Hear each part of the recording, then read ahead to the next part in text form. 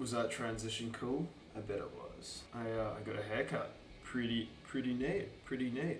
I literally have work in 30 minutes. And I know I said yesterday that today I was going to make it short, but today I actually have to make it really short. I have work in 30 minutes. No, sorry, I have to go in 30 minutes. I have work at 1:30. And he's currently... Oh my god, not this again. It's currently 16th of July.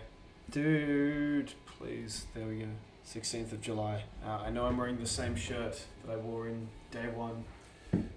But it's comfy and I don't care about it, and I just got a haircut in it. So I need to shower and wash the stuff off.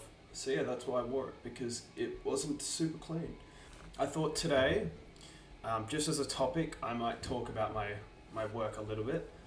Just to have something to talk about, because I don't want to make this video too long, but again, I said yesterday that I want to start to kind of have a topic or have some things to talk about each time.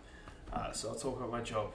So I work as a personal trainer. I've been doing that for a year and a half to 2 years now. I'm 21 years old, so I started at 19. Before that, the job's pretty easy, to be honest. I guess the hardest part is, firstly, for when I started, was the social aspect of it, and it's still not easy.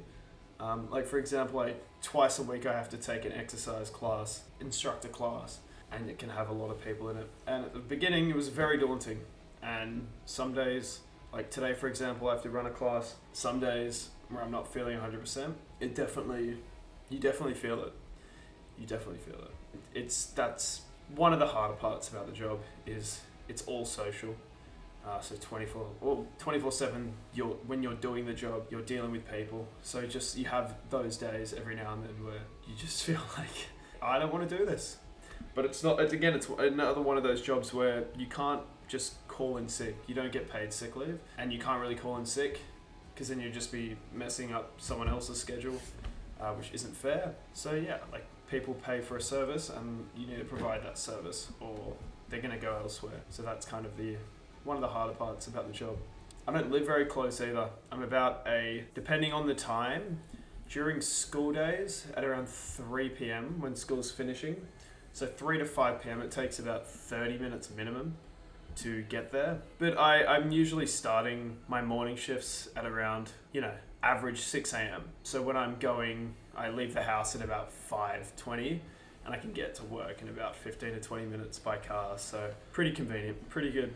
But it's just those times. Like for example, today I'm working soon, and it's currently 12:11. Oh my god. So yeah, I won't be dealing with much traffic, which is really good. I'm realizing right now I need to shave. So that is what I do for a living at the moment. Keyword at the moment. But yeah, it's a pretty easy job. I guess like the other hard part about it is, I noticed that in training, at least, or in stuff like, strength training and all that, it's a very evolving field, as in a lot of new information is coming out every so often. So you have to constantly be on top of that, because you don't want to be responsible for, giving out information that you feel isn't correct. Because, a lot of the stuff we don't know is correct. We just believe it to be, a more conclusive outcome than something else. But yeah, that's it. It's just a lot of self-learning. Like for example, my course that I did 2 years ago, didn't really learn too much, to be honest. I'd say when I got started with this job, I probably learnt a good bit by myself, just because I realized, like, okay, the course that I did, it was good because I could do it quite fast, but I didn't get much useful information out of it. So yeah, I guess you just have to do it. Before this job, I worked why don't I just speak about all my jobs? Before this job, I worked as a swimming instructor, where I instructed kids how to swim. That was only 4 months. That job was pretty shit, to be honest. More just the fact that the scheduling was not very good. Shifts weren't very long. I wasn't driving at the time, or I didn't have a car, sorry. So I had to cycle to work every day. And that's just really annoying, because you turn up to work and you're sweaty and hot. Because I did it around the time where it's like summer hot time in Australia, so that was pretty bad. And also I worked in a warm pool, and the chlorine, I was constantly getting, rashes all down my arms and my neck and my chest, just everything was rashing, and it was uncomfortable. And I smelt like chlorine 24/7, and yeah, it wasn't a very fun time. The crew I worked with were pretty good.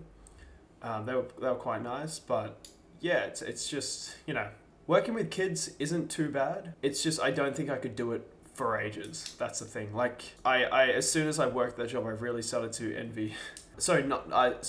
empathize with teachers a lot more, because they're dealing with that kind of stuff every day, and I kind of feel bad for some of my old teachers because of the stuff they had to put up with. But yeah, that was that job. Wasn't too bad, nothing special. Before that, I did a bit of warehouse work. I think in total around 6 months combined between two jobs. One of them was a toy warehouse, which was super easy. The crew was nice. There was only like 5 of us, but I was collecting orders from the shelf on like a big cart that I was pushing around. And that place was super chill. I don't think you're allowed to, but I was allowed. I was, told by the team I was working with that I was allowed to listen to music and watch kind of YouTube and shows as long as I was getting the orders done. So I'd prop my phone on top of the cart and just watch stuff all day. It was pretty easy, but I mean, it did get a bit mind-numbing. That's the one problem with a job like a warehouse job, because it's just the same thing over and over and over again. And it's pretty boring, but it's super easy. There's that, and it was casual, paid decent, but again, just there's no progression, I feel like, in a field like that, and I was sick of it, so I quit. Before that, this was probably my least favorite job of all of them. There's multiple reasons. I worked at Kmart. Now, the problem with my Kmart job is it was really short hours. So I'm talking 3 to 5 hour maximum shifts. It wasn't local. I was at an age where I wasn't driving. So I had to catch the bus there, which could take upwards of 40 minutes depending on the time. And you got to account that I'm doing that there and back. So that's about, an hour and a half out of my day, just traveling. And then you have to pay for the bus fare and everything, obviously. It's not good.